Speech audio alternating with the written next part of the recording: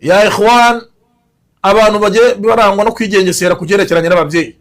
Ushobora kurakaza umubyeyi ukumurakaza kumwe, Allah subhanahu wa ta'ala bikamurakaza, bigatuma Allah ahita yihutisha igihano cye kuri wowe hano kuri isi.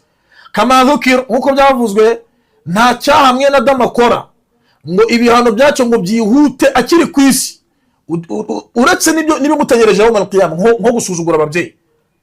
Buriya gusuzugura ababyeyi no kubigumura no kuba banira nabi, ibihano byacu ntibirindira umunsi w'imperuka, utangirana nabyo hano kuri isi ya Allah tabaraka wa ta'ala.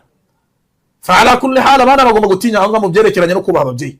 Wa qada rabbuka alla ta'budu illa iyyah wa bil walidayni ihsana. Allah yategetse yuko nta wundi ukwiye gusengwa mu kuri uretse we. Nyuma Allah anaciteka yuko ababyeyi bombi bagomba kugirirwa neza yariyo yose. Umwana agomba kugirira neza ababyeyi mu buryo bwose bushoboka, qawlan wa amala, haba mu mvugo cyangwa se mu bikorwa. Fa'ala kulli hal, ni haramu umwana gukora ibikorwa birakaza ababyeyi be, cyangwa se kuvuga imvugo zishengura imitima y'ababyeyi be.